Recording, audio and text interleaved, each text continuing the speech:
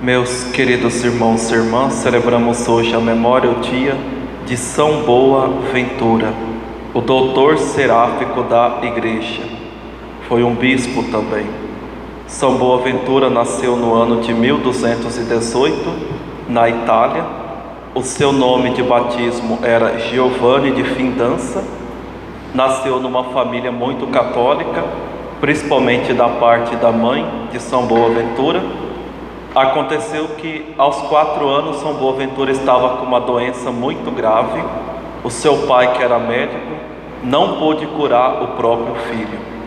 Então a mãe de São Boaventura, uma mulher de fé, pegou seu filho pequeno e o levou para São Francisco de Assis e pediu para que São Francisco rezasse pela cura do seu filho. São Francisco rezou e naquele instante ele foi curado. Naquela alegria, São Francisco disse o seguinte: ó Boaventura. Como nós bem sabemos, a palavra ventura significa felicidade, alegria. Então, ó que alegria, ó que felicidade. E a partir dessa cura que aconteceu, que marcou muito a vida dele e da educação, da vivência da fé, ele foi crescendo cada vez mais com uma certa admiração por São Francisco de Assis e seus discípulos, porque ele fazia uma analogia. Ele via Francisco de Assis e seus discípulos e via ali Nosso Senhor e seus apóstolos no início da igreja.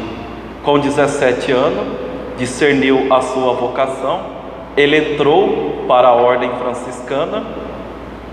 Nisso ele foi para Paris, naquele tempo era o centro da formação do mundo. Foi para Paris, estudou filosofia, teologia.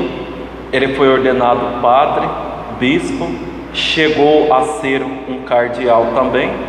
E ele, juntamente com Santo Tomás de Aquino, lutaram para que as ordens mendicantes pudessem dar aula, pudessem ser professores, seguirem essa carreira docente. E assim aconteceu. Tanto Santo Tomás quanto São Boaventura, eles davam aula de teologia na faculdade de Paris. Tem até um episódio que vale a pena lembrar sempre, porque é muito engraçado. Naquele período em que a igreja estava instituindo a devoção ao corpo e sangue de Cristo, hoje conhecido como a solenidade de Corpus Christi, o Papa queria um hino bem profundo em honra à Eucaristia, e o Papa mandou que todos os teólogos daquele tempo escrevessem. Esse hino é o famoso Tão Sublime. Vale ressaltar que essa parte que nós cantamos antes da bênção final são apenas as 2 últimas estrofes, só para vocês saberem, porque esse canto é um canto bem longo que nós ouvimos lá na Quinta-feira Santa, no momento que o padre encerra a comunhão. É uma missa que não tem bênção, ele pega o corpo de Cristo do altar e faz todo um traslado para um lugar onde Jesus vai ficar em vigília, juntamente com aqueles que irão adorá-lo. Naquele momento, é esse canto que se canta inteirinho, até chegar tão sublime sacramento no final. Pois bem, Santo Tomás de Aquino, o grande santo doutor da igreja, leu o dele primeiro. Quando São Boaventura ouviu de Santo Tomás, achou a letra de Santo Tomás tão profunda, tão bela, que ele pegou a dele e rasgou e jogou fora. Falou: não precisa do meu. Que humildade! Somente no céu que nós iremos saber o que São Boaventura escreveu no seu hino. Pois bem, podemos resumir a doutrina espiritual de São Boaventura no amor. Embora era um homem, um bispo muito intelectual, muito culto, que dominava as ciências teológicas, ele resumia toda a vida espiritual no amor. Ele uma vez escreveu o seguinte: não basta a leitura sem a unção, não basta a especulação sem a devoção, não basta a pesquisa sem maravilhar-se, não basta a circunspecção sem o júbilo, o trabalho sem a piedade, a ciência sem a caridade, a inteligência sem a humildade, o estudo sem a graça. Ou seja, de nada adianta todo o nosso esforço, toda a nossa prática exterior da vivência da fé, mas se falta amor dentro do nosso coração, se falta humildade, se falta aquele desejo de conversão, aquele desejo de querer viver cada vez mais próximo de Jesus, de nada adianta. Por isso que a sua doutrina ela é resumida no amor. E vocês sabem o motivo dele ser considerado o doutor seráfico? Porque ele fazia a seguinte analogia. Ele dizia que a pessoa ela vai crescendo na intimidade, na união com Deus, de um modo gradativo. E por isso ele olhava as hierarquias dos anjos. Como nós sabemos, existem 9 hierarquias, e os que estão no topo são os serafins. E os serafins são aqueles que estão mais próximos de Deus. E assim ele olhava para São Francisco e dizia que São Francisco era o grande serafim, porque São Francisco viveu intimamente unidos a Jesus.